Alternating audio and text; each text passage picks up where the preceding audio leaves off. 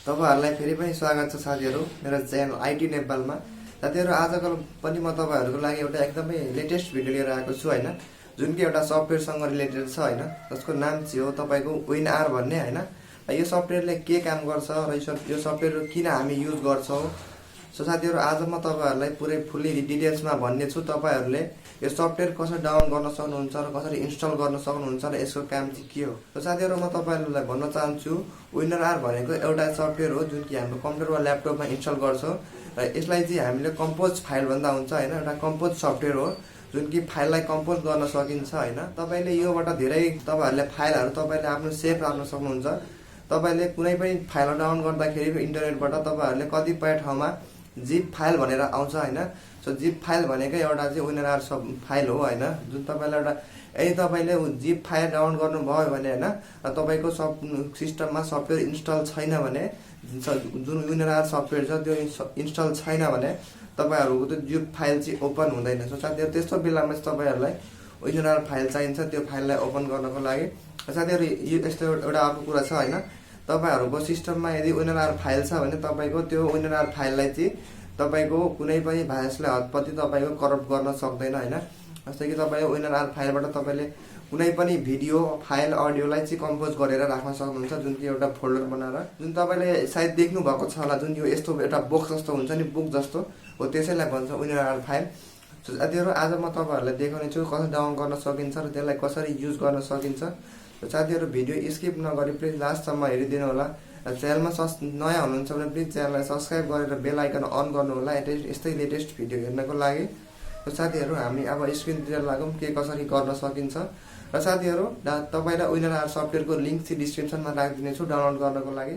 साथीहरु तपाईहरु यहाँ हेर्न सक्नुहुन्छ हामी चाहिँ ल्यापटपको स्क्रिनमा आइसकेको छौं र तपाईलाई कुनै पनि एउटा ब्राउजर खोल्नु पर्ने हुन्छ। जस्तै कि म यहाँ एउटा क्रोम ब्राउजर खोल्छु हैन, र क्रोम ब्राउजर खोलिसकेपछि तपाईलाई यहाँ लेख्नु पर्ने हुन्छ हैन, जुन यो एड्रेस बार छ नि, तपाईले यहाँ लेख्नु पर्ने हुन्छ डाउनलोड WINRAR भनेर। तपाईले WINRAR मात्रै पनि लेख्दा हुन्छ, winrar.com मा पनि जाँदा हुन्छ, WINRAR पनि लेख्दा हुन्छ हैन। यो डाउनलोड लिंक चाहिँ म डिस्क्रिप्सनमा राखिदिने छु, तपाईले त्यहाँबाट पनि डाउनलोड गर्न सक्नुहुन्छ। अब जस्तै साथीहरु तपाईहरु यहाँ हेर्न सक्नुहुन्छ यहाँ हाम्रो डाउनलोडको अप्सन छ यहाँ, र तपाईले यहाँ हेर्न सक्नुहुन्छ भर्जन हैन, यो 6.00 हो। तपाईको compose encrypt package and backup without only one utility भनेर दिएको छ, तपाईहरुले यहाँ बुझ्न सक्नुहुन्छ। र तपाईले साथीहरु यहाँ पढ्न सक्नुहुन्छ with over 500 million user world wide हैन, जुन चाहिँ यो वर्ल्ड वाइड 500 मिलियन मान्छेहरुले चाहिँ डाउनलोड गरेर राखेको छ यो फाइल्सहरु चाहिँ युज गर्छ हैन।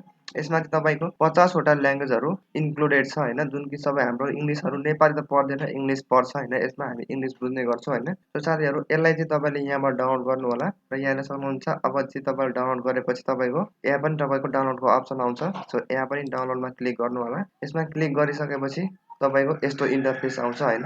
त्यसमा क्लिक गरेपछि साथीहरु तपाईको यस्तो इन्टरफेस आउँछ। र साथीहरु मैले चाहिँ डाउनलोड गरिसकेको छु हैन, त्यसैले चाहिँ यहाँ डुप्लिकेट लिंक भनेर आएको छ हैन, जुन यो हैन, यसलाई चाहिँ ओके गरेको हैन, मेरो डाउनलोड भइसकेको थियो त्यही भएर मैले फेरि गरेको र यहाँ चाहिँ म ओपन गरेको हैन। ओपन गर्दाखेरि तपाईको यस्तो इन्टरफेस हुन्छ हैन। अब तपाईले यसलाई चाहिँ इन्स्टल गर्नुस् हैन, यसलाई डबल क्लिक गरेर हैन, यहाँ ओपन गरेर तपाईले यसलाई यस गर्नुस् र तपाईको यस्तो इन्टरफेस आउँछ हैन। र यस चाहिँ तपाईले इन्स्टल गर्नु होला। इन्स्टल गरेपछि तपाईको यहाँ ओके गर्नु भन्दा अगाडि साथीहरु तपाईहरु यहाँ हेर्न सक्नुहुन्छ, यहाँ चाहिँ तपाईले सेम जस्ताको त्यस्तै छोड्दिनु। तपाईको यहाँ छ नि यो दुईटातिर add WINRAR to desktop, add WINRAR to start menu. यदि तपाईले डेस्कटपमा राख्न चाहनुहुन्छ भने यसको आइकन भने यसमा क्लिक लगाइदिनु होला दुईटैमा हैन, यहाँ एड गरिदिनु होला। र एड डन गर्ने बित्तिकै तपाईको यहाँ हेर्न सक्नुहुन्छ, अब चाहिँ यहाँ हेर्न सक्नुहुन्छ WINRAR भनेर तपाईको यहाँ अगाडि आइसकेको छ। सो यो चाहिँ क्यान्सल गरौँ, यो चाहिँ मेरो आइडिएम को थियो, अपडेट मागिरहेको थियो। सो तपाईहरु यहाँ हेर्न WINRAR यसलाई ओपन गर्नु होला र ओपन गरेपछि तपाईको यस्तो सुरुमा चाहिँ यस्तो इन्टरफेस खुल्छ हैन। सो यसलाई चाहिँ क्रस गरिदिनु होला। अब तपाईहरु यहाँ हेर्न सक्नुहुन्छ WINRAR मा चाहिँ के हुन्छ भने नि तपाईहरुलाई अब म तपाईहरुलाई देखाउने छु। जस्तै कि तपाईको यो मेरो एउटा डकुमेन्ट हो, जस्तै कि टाइटल भनेर नाम छ हैन यसमा, यसमा चाहिँ मेरो यस्तो छ। र अब चाहिँ म यसलाई चाहिँ कम्पोज फाइल बनाउन गइरहेको छु, जुन तपाईले जिप फाइल भनेको थिए मैले। अब यसमा राइट क्लिक गर्नुहोस् र तपाईले यहाँ हेर्न सक्नुहुन्छ एड टु एचिभ भनेर आएको छ हैन। यसलाई चाहिँ एड गरौँ हैन। एड गरेपछि तपाईले यहाँ हेर्न सक्नुहुन्छ। तपाईले ओके गर्नु भने तपाई चाहिँ यो फाइल चाहिँ तपाईको अर्को फोल्डर बन्छ। सेम तपाईको WinRAR फाइल बन्छ यो टाइटलको जुन छ नि। अब तपाईको यहाँ फर्मेटहरु छ, 3 टा फर्मेट छ। तपाईले RAR मा गर्नुहुन्छ कि RAR4 मा कि ZIP मा गर्न सक्नुहुन्छ हैन। प्लस तपाईले यहाँ तपाईले पासवर्ड पनि राख्न सक्नुहुन्छ। तपाईको त्यो फाइलमा पासवर्ड पनि लगाउन सक्नुहुन्छ, जसले गर्दा सेभ हुन्छ। साथीहरु तपाईलाई के हुन्छ भने नि यो WinRAR फाइल किन चाहिन्छ भने साथीहरु तपाईलाई जुन यो हुन्छ नि तपाईको के भन्छ एक्टिभेटर हुन्छ नि, एक्टिभेटर कुनै सफ्टवेयरको जस्तै कि विन्डोजको क्र्याक भयो, कुनै पनि सफ्टवेयरको क्र्याक फाइलहरु हुन्छ नि, त्यस्तो फाइलहरुलाई साथीहरु भाइरसले चाहिँ मतलब देख्न सक्दैन क्या। जुन हाम्रो ल्यापटपमा विन्डोज डिफेन्डर हुन्छ नि, हो त्यसले चाहिँ तपाईलाई करप्ट गरिदिन्छ। र त्यही फाइललाई हामीले WinRAR फाइलमा हैन एचिभ गरेर राख्यो भने, कम्पोज गरेर राख्यो भने तपाईको त्यो फाइललाई चाहिँ भाइरसले खादैन हैन।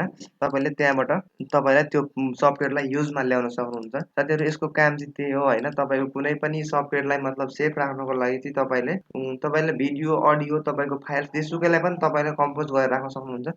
जस्तै कि म अब यसलाई RAR फाइलमा उन्दो गर्छु हैन, कम्पोज गर्छु हैन। अब यसलाई चाहिँ यहाँ हेर्नुस् है तपाईको अब ठ्याक्कै यसको फोल्डर बन्छ। मैले यहाँ ओके गर्ने बित्तिकै तपाईले हेर्न सक्नुहुन्छ टाइटल भन्ने एउटा फोल्डर बनिन्छ। यहाँ भित्र पनि तपाईको के छ भने तपाईको त्यही टेक्स्ट डकुमेन्ट छ।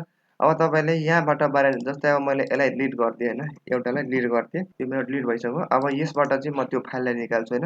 यसलाई म एक्सट्र्याक्ट गर्छु। अब एक्सट्र्याक्ट गर्ने बित्तिकै तपाईहरु यहाँ हेर्न सक्नुहुन्छ मेरो अर्को टाइटल भन्ने फोल्डर आइसक्यो है। अब तपाईले यहाँ भित्र हेर्न सक्नुहुन्छ जुन चाहिँ मैले डिलिट गरेको थियो त्यो चाहिँ यहाँ सबै मेरो छँदैछ। साथीहरु यसरी चाहिँ तपाईहरुले कम्पोज गरेर राख्न सक्नुहुन्छ, पासवर्ड लगाउन सक्नुहुन्छ।